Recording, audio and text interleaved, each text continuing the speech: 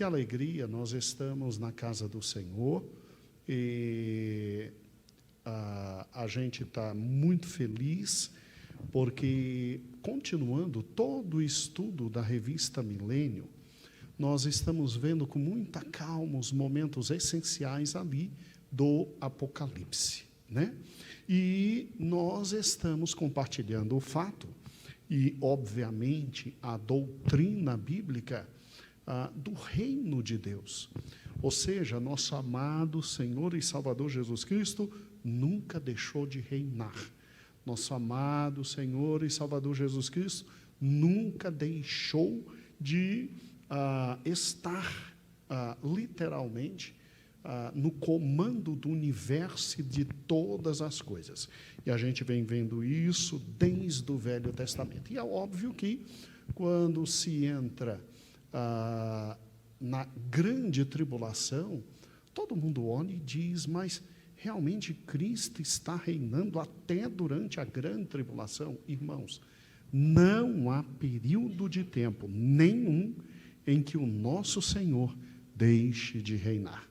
Não existe uma única possibilidade de, em algum momento do tempo e do espaço, que o nosso Senhor Jesus deixe de ser Senhor sobre todas as coisas, ok? Então, vamos, por gentileza, e eu peço auxílio dos slides, e peço que meus irmãos abram em Apocalipse 6, para que possamos continuar a estudar sobre a teocracia durante o milênio. Você que está comigo, olha que interessante, no tocante à linha do tempo, nós já vimos, e não há dúvida nenhuma, de que existiu teocracia no Velho Testamento, né? E quando Jesus veio, aquele período de 30, 31 anos no máximo, em que o Senhor esteve conosco, né? 33, 34 anos no máximo, aí que se estabeleceu o reino de Deus aqui na terra. E chegando, então, o período da igreja, obviamente que a teocracia continuou de forma muito grande. E é óbvio que, antes do milênio, nós temos a grande tribulação, e estamos vendo que, durante a grande tribulação, existe, sim, a presença absoluta de um domínio de Cristo na designação de todos os fatos, e o milênio será um momento especial de reinado de nosso Senhor e Salvador Jesus Cristo. Bem, estamos agora na grande tribulação, e os irmãos já puderam acompanhar que, neste período, o Senhor já determinou. Para o início da grande tribulação, nós nos encontraremos com o Senhor nos ares. Esse fenômeno é chamado de arrebatamento. Vem a grande tribulação, e a grande tribulação ela se encerra exatamente com a segunda vinda de Cristo e, obviamente, descendo para a guerra do Armagedon para salvar o seu povo. Obrigado, meu pastor. Deus multiplique. Muito bem, entendido isso, vamos então à querida grande tribulação. É um período de 3 anos e meio, tá? Na sua primeira parte, na sua segunda parte, 3 anos e meio, e a Bíblia descreve muito bem o que vai acontecer em cada uma destas partes históricas, designando então que nosso Senhor e Salvador Jesus Cristo é com certeza o dono da história e continua reinando até na grande tribulação. O Senhor já determinou que a grande tribulação, no seu primeiro período que estamos passando por cima, quem quiser, no livro de Apocalipse, lá no na nossa playlist no YouTube, tem todos os estudos do livro de Apocalipse, e versículo por versículo, tá? Isso aqui que estamos vendo está no estudo do capítulo 6, tá bom?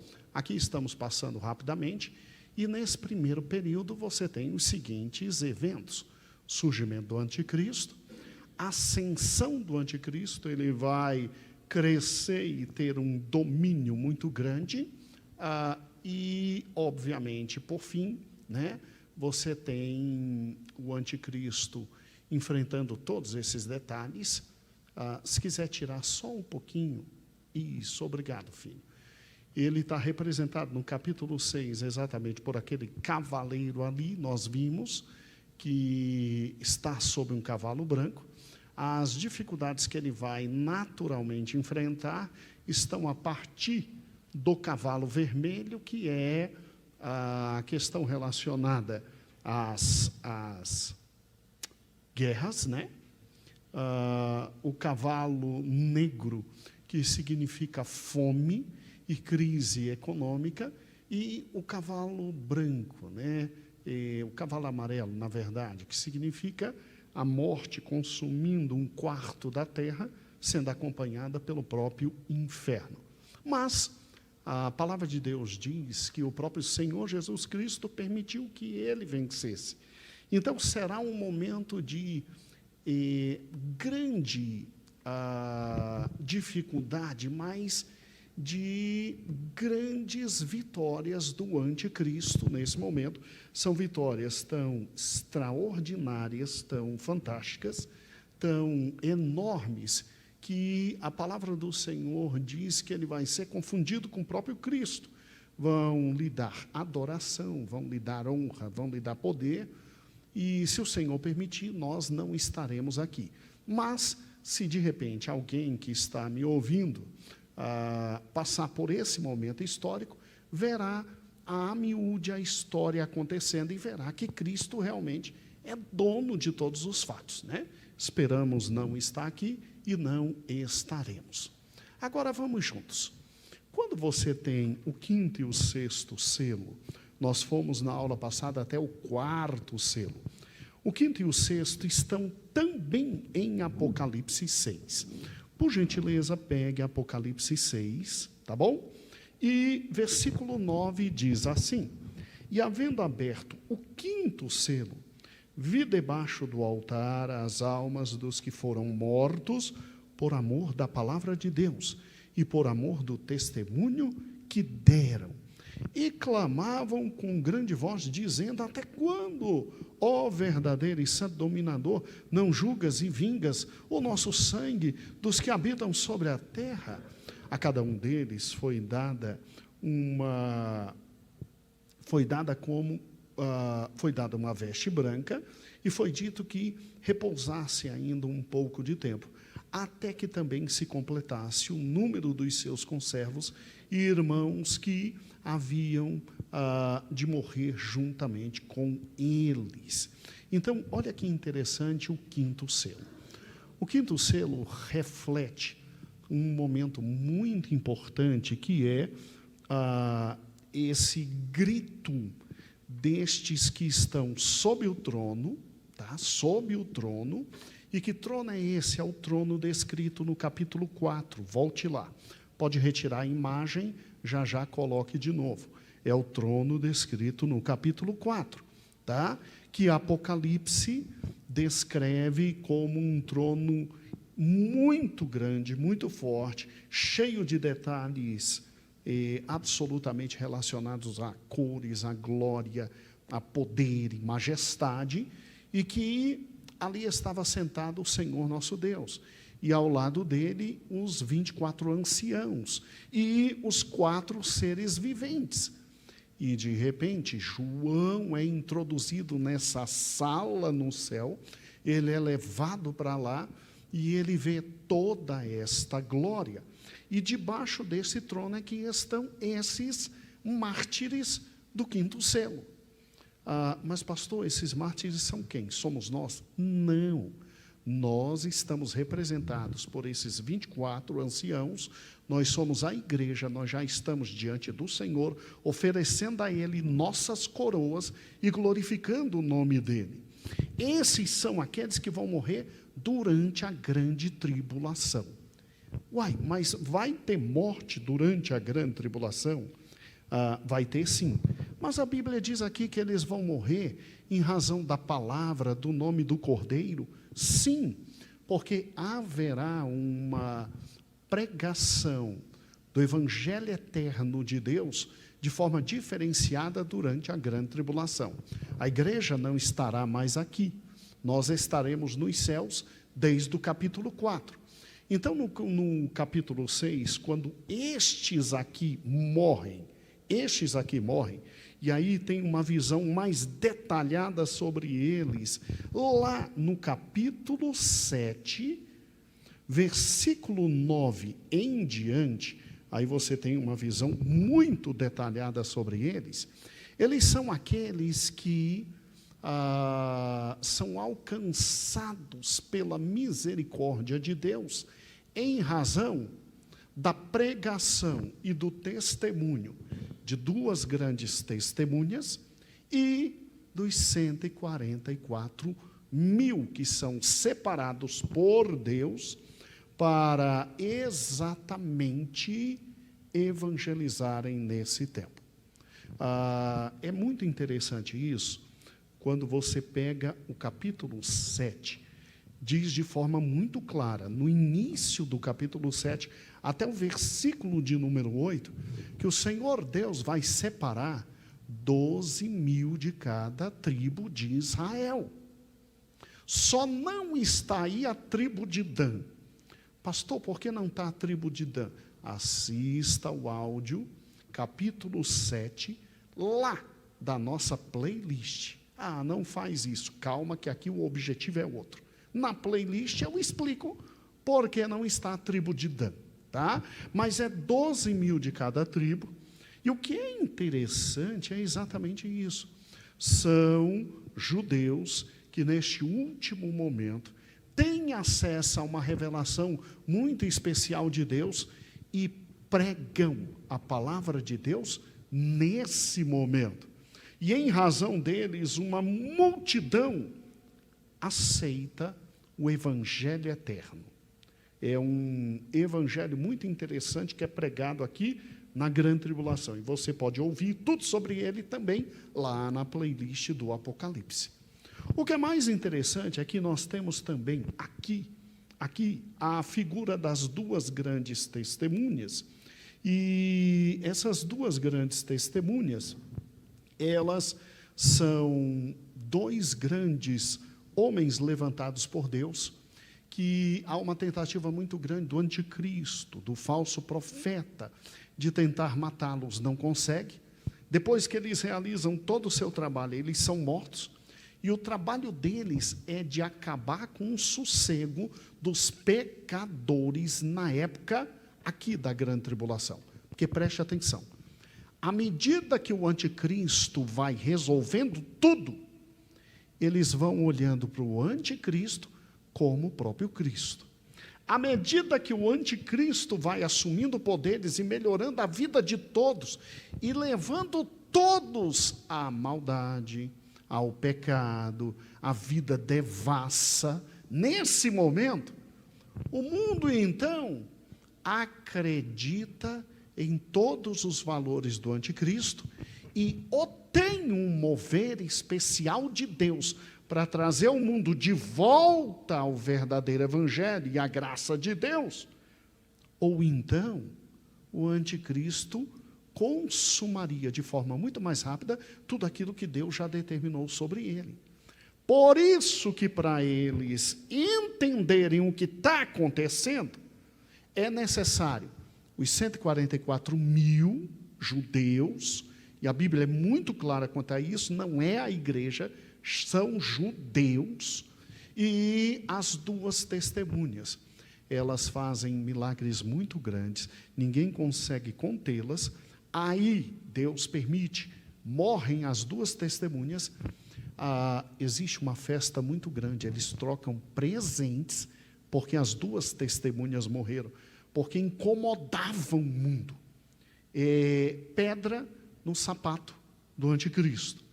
E a Bíblia diz, na época aqui, ninguém acreditava nisso, mas a Bíblia diz que simplesmente os corpos deles são colocados para todo o mundo ver.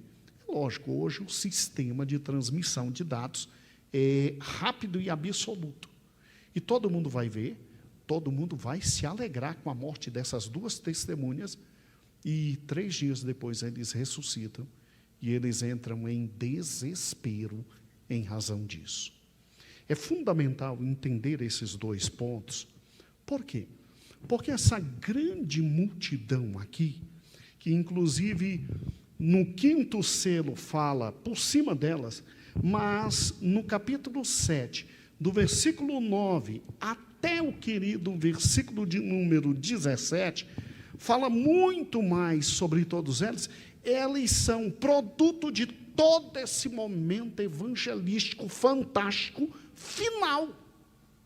Todo esse momento evangelístico final, eles são produto desse trabalho fantástico dos 144.000 judeus e das 2 testemunhas. E o que é mais interessante ainda, tudo sob o controle de Cristo. Tudo sob o controle de Cristo. Pastor, por que tem que ter 144.000 judeus pregando o Evangelho eterno? E por que tem que ter essas 2 grandes testemunhas? Porque a igreja já está no céu. A igreja já está no céu. Então, vai ter salvação durante a grande tribulação? Sim, vai ter. Neste momento aqui e num momento lá na frente. Muito interessante um momento lá na frente. Tá? Neste momento aqui. E esses que são salvos aqui, eles ficam debaixo do trono, aguardando Deus os tirar de lá. E o que eles clamam é muito engraçado, né? Eles dizem assim: até quando? Até quando? Versículo 10. Até quando, ó Santo Dominador, não julgas e vingas o nosso sangue? Parece até os salmos imprecatórios, né? Parece até os salmos imprecatórios. A gente quer justiça. A gente quer justiça. Eles estão numa posição muito elevada, está debaixo do trono de Deus, com essas roupas, significa uma posição de dignidade e de elevação muito grande, e estão olhando para Cristo e dizendo: ei, não vai julgar e não vai vingar nosso sangue? Tá? Irmãos, os mártires, antes desse momento, já ressuscitaram. Antes, naquele grande dia das 3 trombetas, quando soar a 3ª e última trombeta, eles ressuscitam com todos os demais mortos, e nós, os que estamos vivos, seremos transformados. Então, esses aqui que aguardam por uma ressurreição lá na frente, para o final da primeira grande, o quê? Ressurreição. A gente aprendeu, né, com o papai, e Cristiano nos fez revisar. A primeira grande ressurreição começa com quem? Com Cristo. Continua com quem? Com a igreja no dia do arrebatamento. E termina com quem? Com esses aqui, ó. Esses aqui ressuscitam para a vida e para a glória eterna. Aí, quando vier a segunda ressurreição, essa é a ressurreição só para a morte e para a morte eterna. Então, olha que fantástico, olha que fantástico. É um momento muito bonito. O governo de Cristo é tão grande, que ele separa todos os momentos, todos os povos, em todas as situações, e até para premiação, até para galardão. Você pode ver que esses aqui estão clamando dia e noite, pedindo o sangue deles vingado. E o controle de Cristo no tocante à grande tribulação é tão grande que Cristo diz: calma, vai ter o momento de vocês ressuscitarem e receberem o que vocês merecem. Aqui em Apocalipse 7:9 em diante, eles recebem palmas, coroas e etc. É muito bonito, tudo que eles recebem estarão diante de Cristo, servindo a Cristo, mas o controle é de Cristo. Todos os fatos estão nas mãos dele, nas mãos dele. Pastor, quem vai ser essas 2 testemunhas? Irmãos, garanto para vocês que ainda estou procurando. E eu tenho muitas sugestões na minha cabeça. Eu tenho 6 nomes que eu ainda estou estudando, porque eu eliminei 12 nomes. 12, eu tinha 18 nomes. Eliminei 12, eu tenho ainda 6. E garanto para os irmãos que quando eu chegar nos 2, ainda vai ser mera especulação. Tá ok? Mera especulação. Já eliminei 12, ficaram 6. Agora, o que eles fazem é algo muito grandioso. Então, veja que entre o 5º selo e o 6º selo, tem todo esse trabalho de quem? Dos 144 mil, Luiz, e das 2, o quê? Testemunhas. E eles falam, a ira do Cordeiro está vindo, a ira do Cordeiro está vindo, a ira do Cordeiro está vindo. Gente, as 2 testemunhas incomodam tanto os moradores da terra, que eles não conseguem fazer nada contra eles. Tentam matar e não conseguem, tentam arrebentar, não conseguem. Quando você lê os 144 mil, a mesma coisa, tentam matar, tentam arrebentar, nada consegue ser feito contra eles. Há uma proteção especial de Deus para eles. E aí, olha que interessante, aqueles que dizem que a igreja vai passar pela primeira metade da grande tribulação, os irmãos mesotribulacionistas, aí eles identificam as 2 testemunhas como a igreja e identificam os 144 mil como a igreja. Mas não tem como, irmãos. A descrição é muito séria. A igreja não substituiu Israel. Um dia me perguntaram e disseram assim, pastor, então acabou as 12 tribos? Não vai ter mais as 12 tribos? Aí eu comecei a mostrar alguns textos, desde Esdras, Neemias, dos profetas dizendo que o Senhor ia unir tanto Judá quanto Israel, e fui passando com muita calma no Novo Testamento até chegar aqui. Gente, olha que interessante, versículo, para que vocês tenham ideia, versículo 4, de todas as tribos dos filhos de Israel, capítulo 7, da tribo de Judá, da tribo de Ruben, da tribo de Gade, da tribo de Asser, da tribo de Naftali, da tribo de Manassés, da tribo de Simeão, da tribo de Levi, da tribo de Zebulon, da tribo de José e da tribo de Benjamim. Então ficou fora Dan. Dan ficou fora. Significa o quê? Significa, irmãos, que isso aqui não é só espiritual, não. É literal, sim. O Senhor Deus, que consegue identificar todas as coisas, vai identificar e tirar 12 mil de cada uma dessas tribos, mesmo que eles estejam misturados. Deus pode tudo, tá certo? Aqui não é a igreja. Agora, aqueles irmãos que acreditam que não há um plano de Deus mais para Israel, e que a igreja substituiu Israel em tudo, então acreditam que aqui é a igreja, e a igreja passa pela grande tribulação. E que quando fala dos 2 grandes profetas desse momento, desses 2 grandes profetas, aí esses 2 grandes profetas seriam também a igreja, que vai passar até metade da grande tribulação. Tá? Mas não é isso que a palavra do Senhor nos ensina. Ela nos ensina que a grande tribulação é o momento mais perverso e que nós sairemos antes. Tá? A convicção da palavra do Senhor é absolutamente outra. E quando o Senhor fala dos 2 grandes profetas, ele diz que são ramos, né, de oliveira. E isso é um símbolo muito presente a Israel. A Israel. Tá?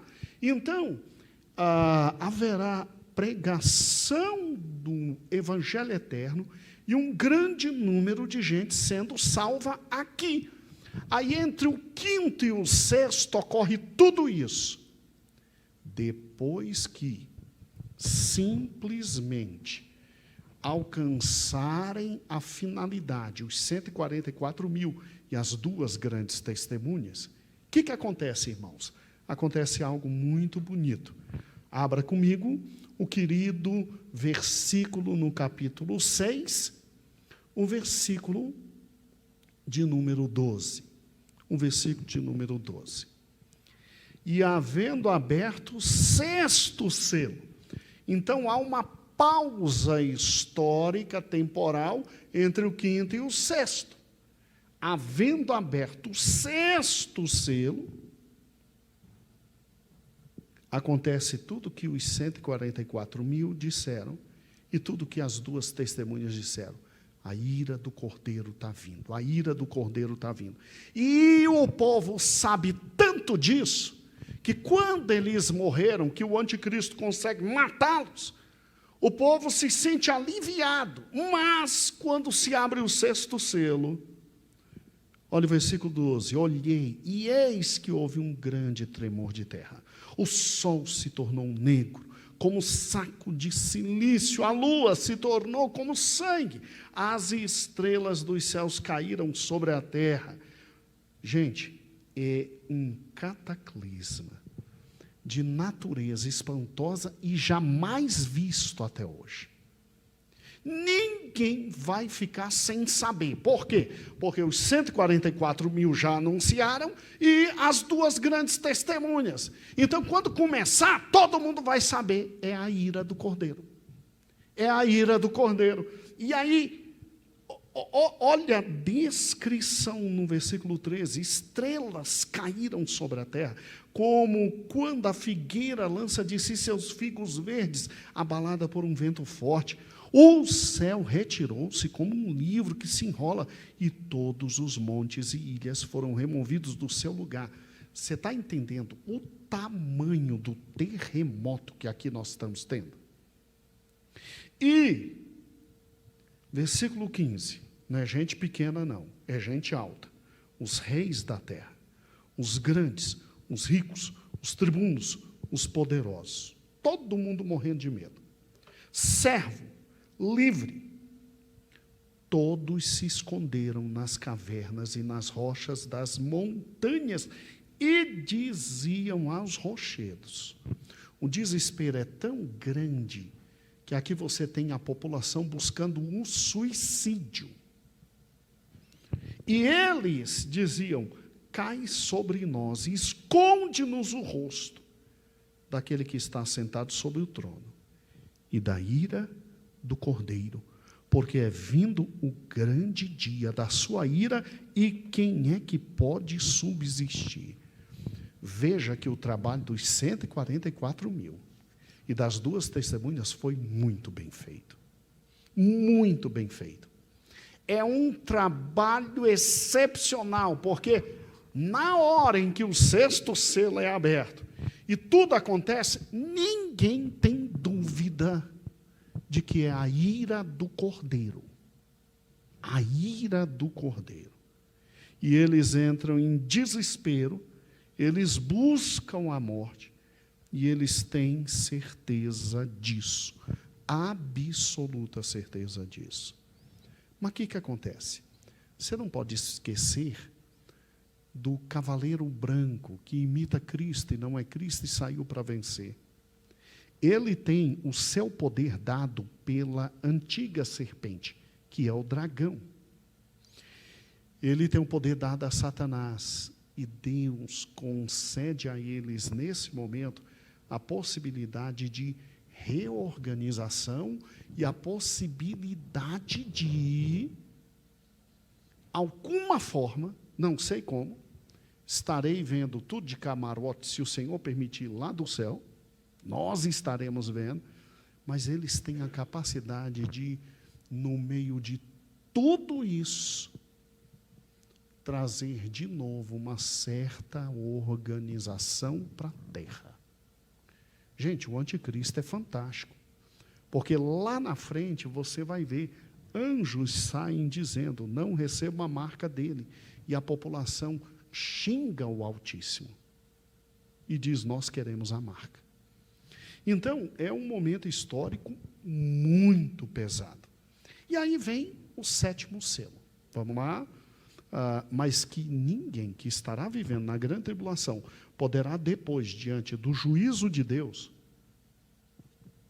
o juiz eterno, dizer, mas eu não sabia, mas a igreja não pregou o evangelho, mas eu não fiquei sabendo. Não tem como dizer.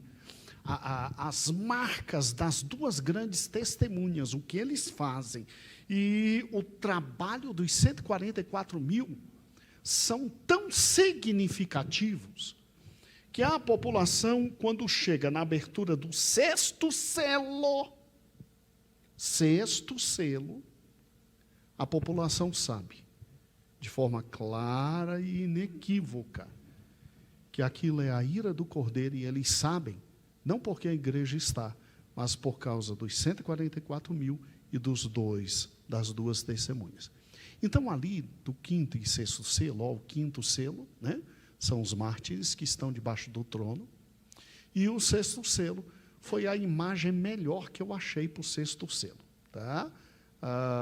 Foi a melhor imagem que representou esse momento de catástrofe enorme.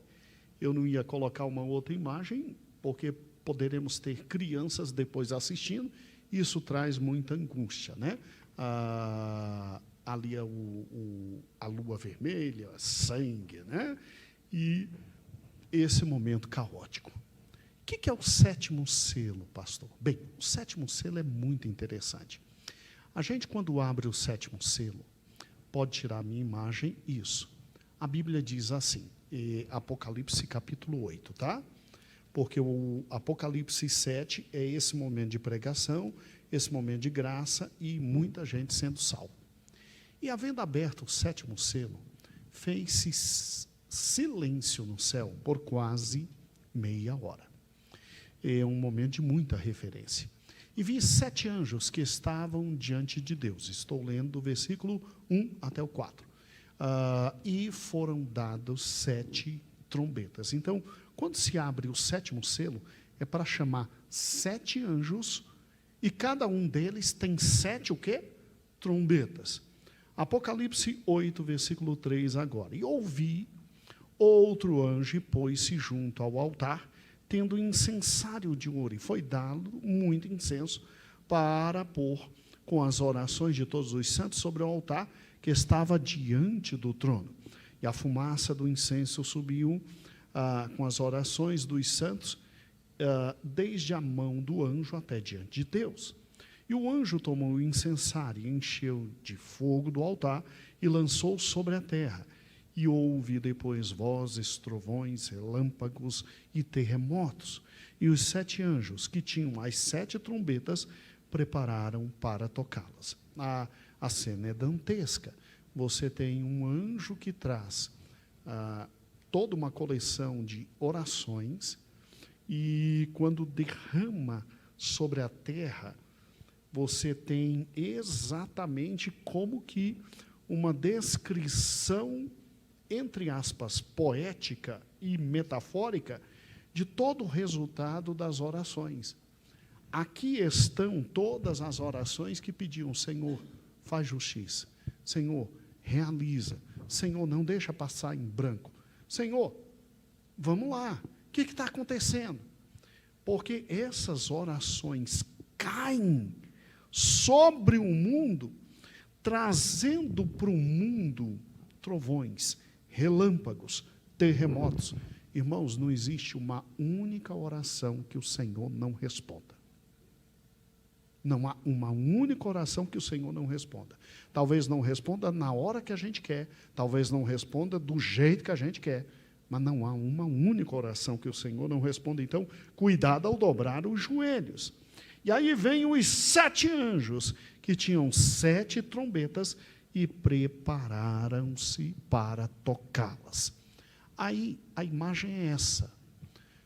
Quando se abre o 7º selo, você tem, então, 7 anjos para tocar as trombetas. Aqui ainda estamos na primeira metade. Ainda estamos na primeira metade, 3 anos e meio. Ainda estamos. Olha que interessante.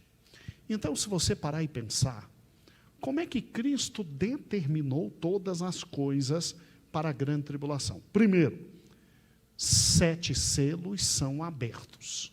Tá bom? E aí é óbvio, cada um dos selos, primeiro selo, anticristo, segundo selo, as guerras, terceiro selo, muita miséria e economia desequilibrada, quarto selo, muita morte, quinto selo, a salvação, e sexto selo, grandes catástrofes climáticas. Aí o 7º selo, você chama 7 anjos para tocar 7 trombetas. O que vai vir? Será que vem coisa tranquila? Vamos lá. As 7 trombetas são os anjos tocando. E cada uma dessas trombetas trazendo desastres enormes para a terra. Tanto flora quanto fauna, mas desastres terríveis na terra. E é interessante que quando todo mundo pensa que não vai piorar, aí a 7ª trombeta, irmãos, bem, aqui pelo menos cada uma das trombetas, ali está pequenininho, as trombetas estão aqui, do versículo 7 em diante. Vê a descrição comigo, pega a palavra de Deus. O primeiro anjo tocou a trombeta e houve saraiva e fogo, misturando com sangue, e foi lançado na terra para queimar a terça parte. E aí queimou a terça parte das árvores, a terça parte da erva verde foi queimada. Tu já imaginou o que a gente perder em matéria de economia mundial? 1/3. 1/3. Vamos lá, calma que piora, porque agora vem o segundo anjo com a segunda trombeta. Ele tocou e foi lançado no mar, uma coisa como um grande monte ardendo em fogo, e tornou em sangue a terça parte do mar. Você pode imaginar o prejuízo de se perder. Por que tornou em sangue a terça parte do mar? Porque os recursos marítimos para a nossa sobrevivência morreram. Morreram. Vamos lá. Está falando de fauna e flora marítima. Aí, versículo 9, que vem a nossa querida terceira trombeta. E morreu a terceira parte das criaturas que tinham vida no mar, e perdeu a terça parte das naus. Ou seja, a morte não é só de 1/3 da vida que tem no mar. Não se perde. Irmão, você já imaginou os países que dependem dos recursos do mar para viver?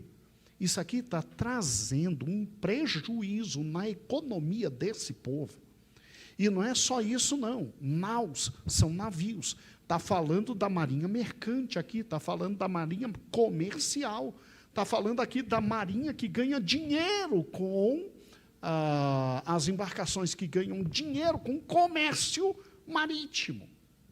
Entendeu? Você pode imaginar o Ceará perdendo 1/3 da economia marítima dele e 1/3 dos trabalhadores que trabalham no mar perdendo isso. Rio de Janeiro, Natal, Espírito Santo. Já imaginou a quebradeira? Vamos lá. E isso é o nosso querido segundo anjo. O terceiro vem, versículo 10. E o terceiro tocou a trombeta, e caiu do céu uma grande estrela. No mar cai como que uma montanha queimando, e na terra vai cair uma grande estrela, ardendo como tocha, e caiu sobre a terça parte dos rios e sobre as fontes. Uma coisa é o mar, outra coisa é o rio. Você já imaginou indo embora 1/3 da capacidade de vida do Amazonas, do rio Hudson, nos Estados Unidos, do Yangtze, lá na China? Você já imaginou o que é isso? E o prejuízo? Tá? E o prejuízo. E o nome da estrela era absinto, e a terça parte das águas se tornou em absinto, e muitos homens morreram das águas, porque se tornaram amargas. Você ainda vai ter uma crise hídrica enorme.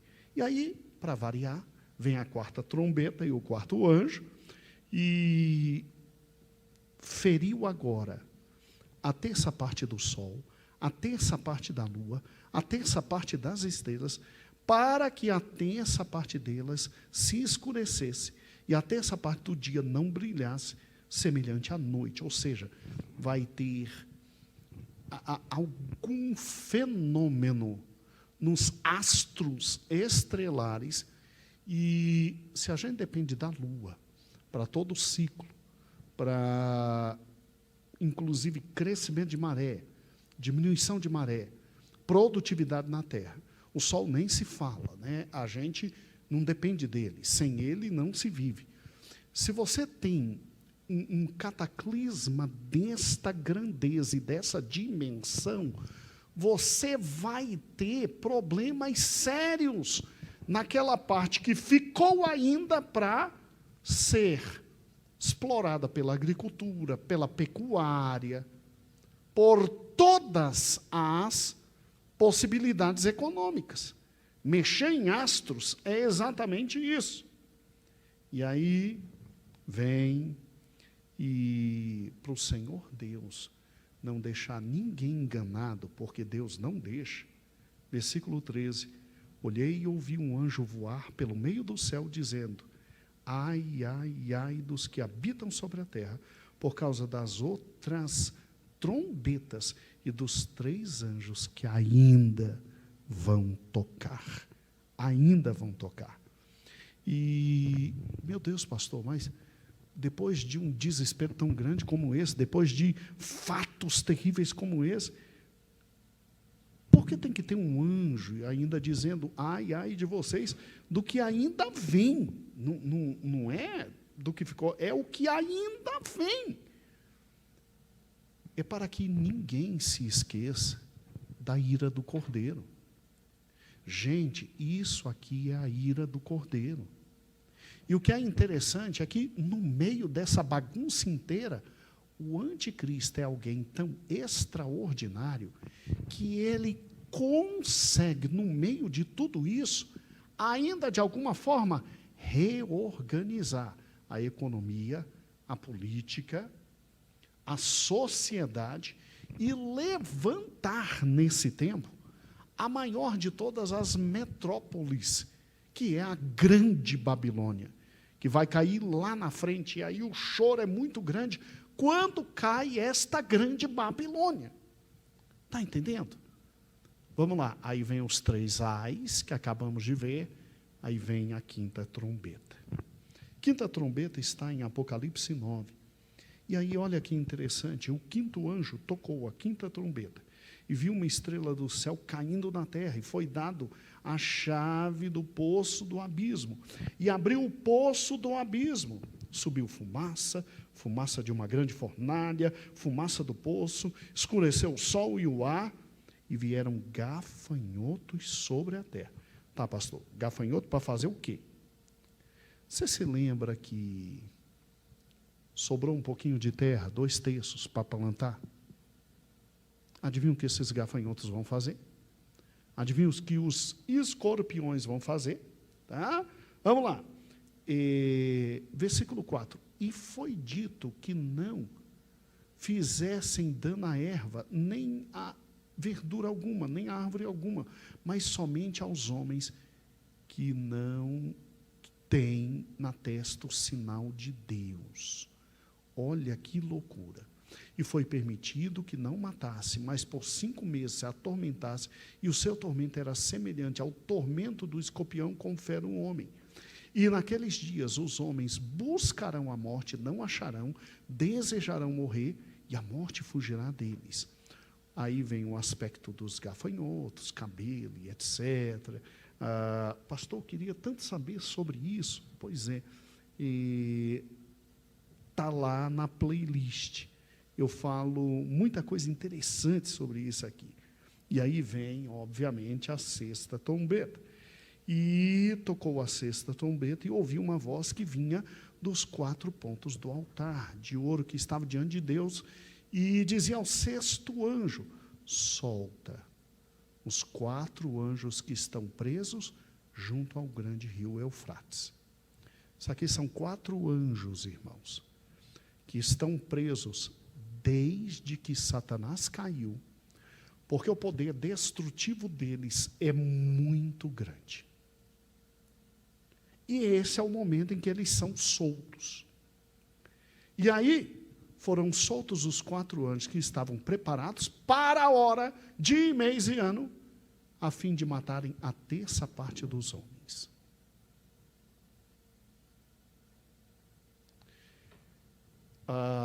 Vê um morticínio muito grande, né?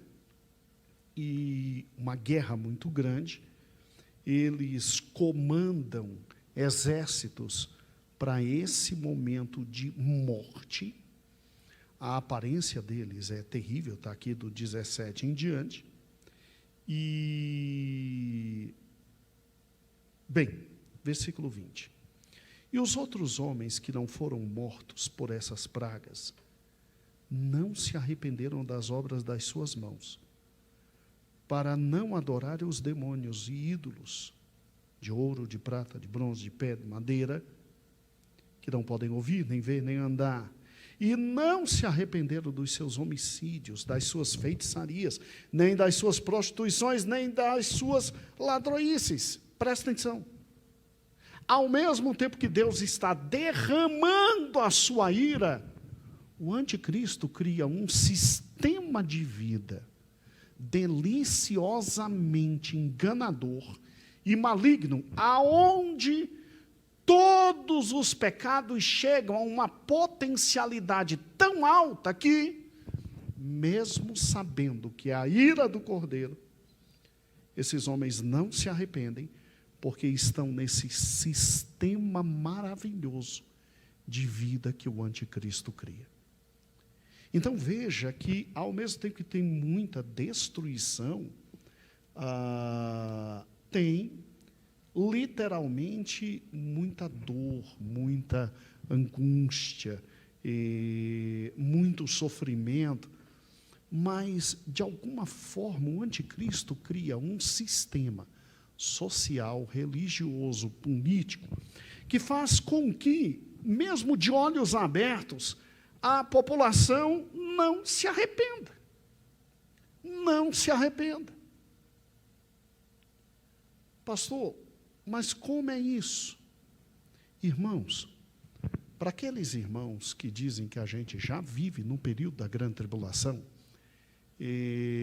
eles dizem que tudo isso está acontecendo, tudo isso é no nosso dia a dia, tudo isso aqui está completamente sem controle, mas ao mesmo tempo que você está vendo a prostituição e a maldade, você está vendo a malignidade e o povo cego, porque a malignidade é tão deliciosamente maligna que o povo não consegue deixá-la. É um sistema, nós vamos ver lá na frente a grande Babilônia, é um sistema tão extraordinário de feitiçaria, de demônios, de idolatria, de prostituição, de roubo, que a humanidade até diz, tá tudo acontecendo de ruim lá, mas enquanto não chega para mim, eu vou aproveitar. Eu vou aproveitar. Então, ao mesmo tempo que a ira de Deus vai se derramando, a ira de Deus vai se derramando, a ira de Deus vai se derramando, é óbvio que o anticristo vai, de alguma forma, com todo o poder que Satanás lhe dá, trabalhando para minorar os efeitos e ampliar a pecaminosidade. É fantástico isso. É fora de qualquer coisa. Tanto é que, nesse momento, se levantam as 2 testemunhas. Elas estão aí no capítulo 11, está vendo? Nesse momento se levantam as duas testemunhas. E elas têm que atuar de forma tão extraordinária nesse momento, de forma tão grande nesse momento, que se elas não atuam com todo o poder que tem aqui, esse povo, ele simplesmente podia correr o risco de pensar que todas essas pragas das trombetas seriam fatos naturais. Seriam fatos naturais. Então é por isso que Deus levanta essas duas testemunhas. Olha que interessante, o capítulo 11. Darei poder às minhas duas testemunhas, profetizarão por 1260 dias, vestidas de pano de saco. Por que 1260 dias? É exatamente a metade de 7 anos, 3 anos e meio. Entendeu?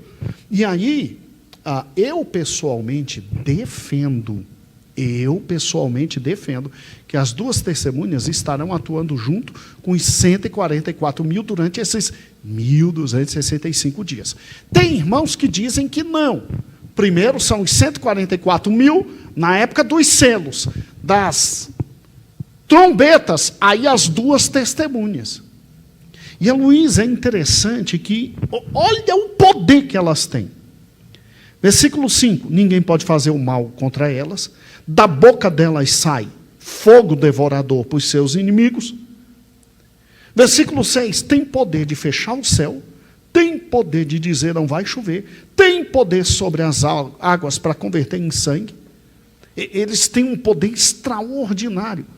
Só que, depois que eles testemunharem e falarem, isso aí é a ira do Cordeiro, é a ira do Cordeiro, é a ira do Cordeiro, o versículo 11 diz, 7, quando eles acabarem o testemunho, quer dizer, na primeira parte da grande tribulação, nos 1260 dias, quando acabar o testemunho, aí é dado a ele, ou seja, a besta, o poder de lutar e os matar.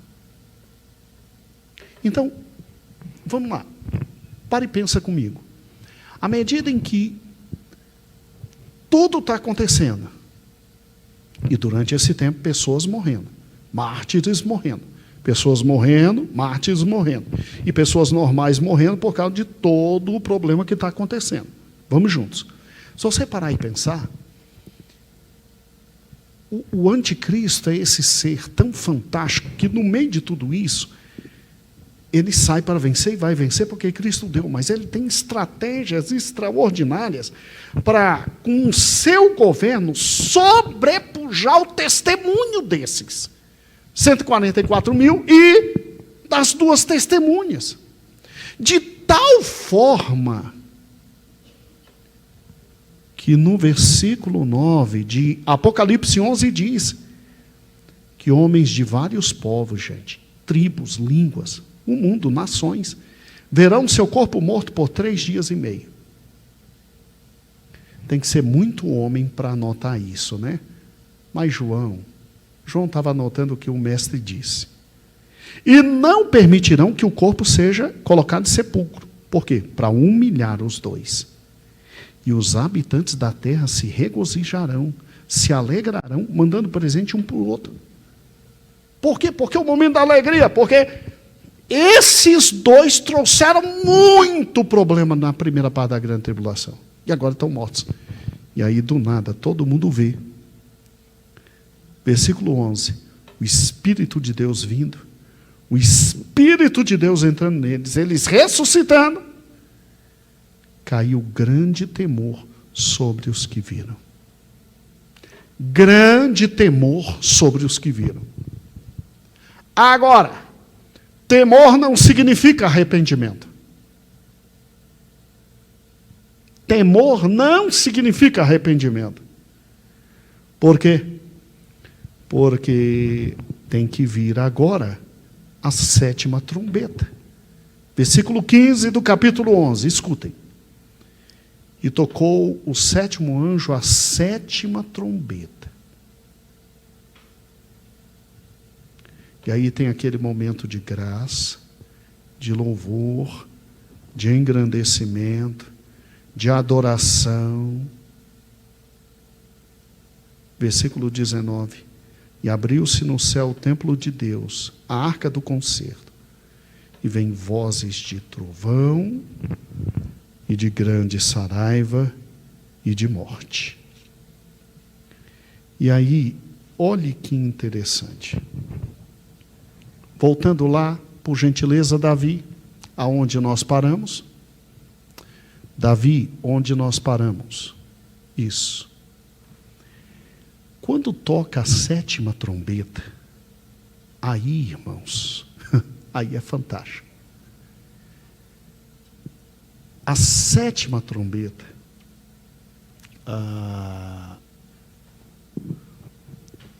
por gentileza, Apocalipse 11 e 15.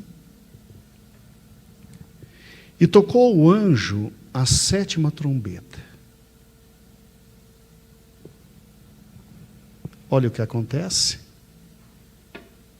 O anjo toca, aparecem 7 anjos trazendo as 7 taças da ira de Deus. Aqui acaba os 3 anos e meio da grande tribulação. Aqui começam os 3 últimos anos e meio da grande tribulação. E se o que era ruim já foi difícil, você já imaginou quando vem uma por uma das taças da ira de Deus? Uma por uma das taças da ira de Deus. Mas essa é para a próxima semana, quando nós vamos terminar a teocracia na grande tribulação. Irmãos, é interessante o domínio de Cristo durante a grande tribulação. Tudo acontece exatamente como ele descreve. Diga para mim se é possível algum ser humano ter escrito por si, em razão da sua genialidade, o livro de Apocalipse. Se alguém tem capacidade de prever todos esses fatos, pois é, o nosso Senhor Jesus deu a João toda esta descrição. E ele o fez porque até durante a grande tribulação ele é rei. Ele governa. E nós vamos ver na sexta-feira que vem que é na grande tribulação que ocorre uma das maiores revoltas contra o reino de Deus. Por incrível que pareça. Depois de tudo isso ter acontecido, com detalhes, com fatos incomensuravelmente grandes, e você ter gente falando, é a ira do Cordeiro, é a ira do Cordeiro. Então, se salve. Como é que a gente se salva? Dê glória a Deus. Deu glória a Deus, é degolado. Deu glória a Deus, é degolado. Imediatamente se torna esse Marte do 5º, 6º e fica aguardando o momento de ser honrado no tocante ao seu sangue. É uma salvação diferente, como o papai tinha ensinado para a gente. E, pastor, como a gente vai ter certeza de que tudo isso vai acontecer nesses detalhes? Irmãos, no Velho Testamento, os detalhes eram idênticos. Veio Jesus e com Mateus, Marcos, Lucas e João, a gente viu acontecer. E agora, o próprio Senhor ressuscitado trouxe todos os detalhes. Você não se preocupe. Nós estaremos com o Senhor nos céus e veremos todos esses fatos acontecerem. Todos esses fatos. E nós vamos glorificar ao Senhor, como está aqui em Apocalipse 15. Nós vamos glorificar o Senhor. Eita, eu ia esquecendo. Deus de misericórdia. A parte mais importante do estudo hoje, como está em Apocalipse 15, nós vamos glorificar ao Senhor. Não é 15, é 11. Nós vamos glorificar ao Senhor. Porque a glorificação que está aqui em Apocalipse 11, versículo 15 em diante, é a glorificação digna de alguém que está controlando tudo na grande tribulação. Olha que lindo. E tocou o sétimo anjo a trombeta, e houve no céu grandes vozes que diziam: os reinos do mundo vieram a ser do nosso Senhor e do seu Cristo, e ele reinará para sempre. Como é que os reinos do mundo estão na mão de Cristo? Se o anticristo está aprontando todas, se ele ainda não foi lançado num lago de fogo, é porque o nosso Cristo nunca deixou de reinar. Os reinos são tão dele, que ele permite que ocorra exatamente o que ele disse na palavra dele. Você entende? E os 24 anciãos que estão assentados no trono diante de Deus, prostraram-se sobre o seu rosto e adoraram. A gente adora no início, a gente adora no meio, e agora nós vamos ver que adoramos no final. Por isso que alguns irmãos dizem: olha, a igreja vai ser arrebatada. Não é no início, é no meio.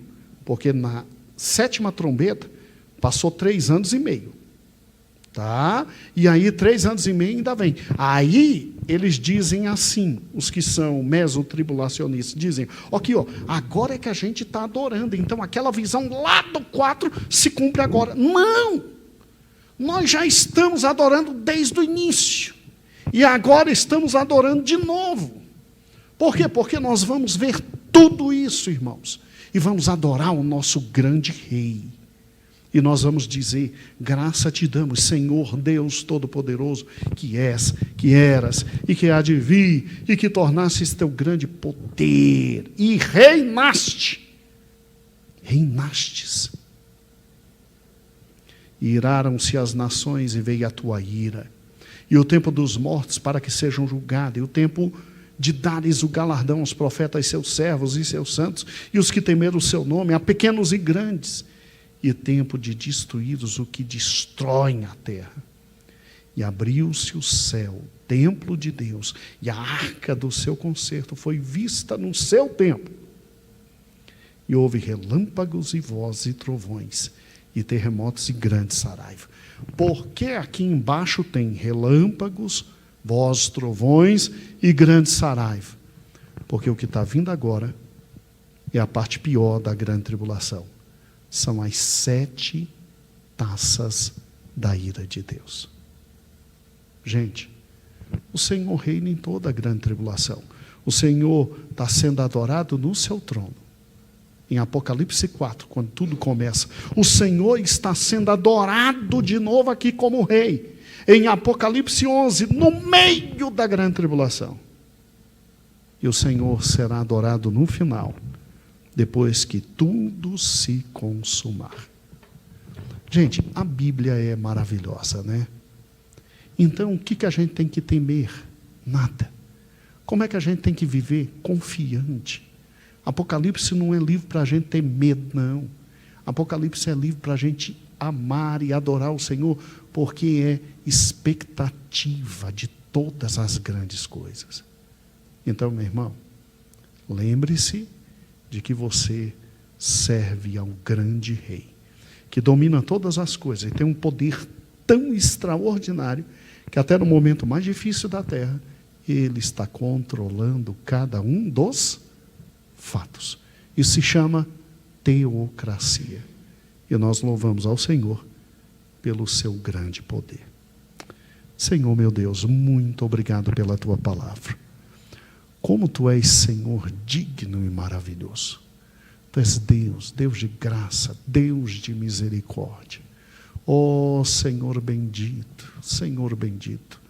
Muito obrigado porque Tu revelastes tudo ao Teu servo, e Teu servo escreveu, e hoje nós temos a graciosa felicidade de termos a compreensão de que Tu sempre foi, é e será o nosso grande Rei. Senhor, nossa expectativa é muito grande para com a Tua vinda. Prepara o Teu povo. Prepara o Teu povo. Senhor, a Tua palavra diz que o anticristo ainda não chegou, mas já o Espírito dele atua, Deus. Senhor, é da mesma forma, a Tua palavra está sendo lida, dita, esclarecida, trazida, mas hoje, Senhor, tal como na grande tribulação, são tantos que estão sendo enganados pelo diabo, que estão dormindo o sono da indolência, que estão deitados, Senhor, em redes, literalmente, da sonolência espiritual, e se alegrando com tudo que vem do mundo, com tudo que vem da carne, com tudo que vem dos erros malignos e satânicos. Ó Deus, livra-nos para a honra e glória do Teu nome. Ajuda-nos, Senhor, a viver acima, Senhor, dos erros, da maldade, da sonolência espiritual, Senhor. Senhor, é incrível. Parece que hoje é como se quase vivêssemos naquela época onde os 144 mil pregavam, muitos te aceitavam, mas a maioria estava inebriada com tudo que o anticristo traz. As duas testemunhas fazendo tudo, e havia a alegria na morte diante desses homens. Por quê? Porque tudo que o anticristo entrega é maravilhoso, no tocante a desejo da carne, concupiscência dos olhos, a erro da vida. Senhor, não nos deixe cair na mesma estratégia satânica. Ajuda-nos a viver, porque Tu és Deus, e Tu és Senhor, e Tu reinas. E como é lindo, Senhor, saber em detalhes do Teu reino. E como é bom participar dele. Louvado seja o Teu nome. Usa-nos, Senhor, para o Teu grande reino, para a Tua glória. Usa-nos, ó Deus, para a honra e glória do Teu nome. Amém e amém. Que Deus maravilhoso, né, irmãos? Que Deus maravilhoso.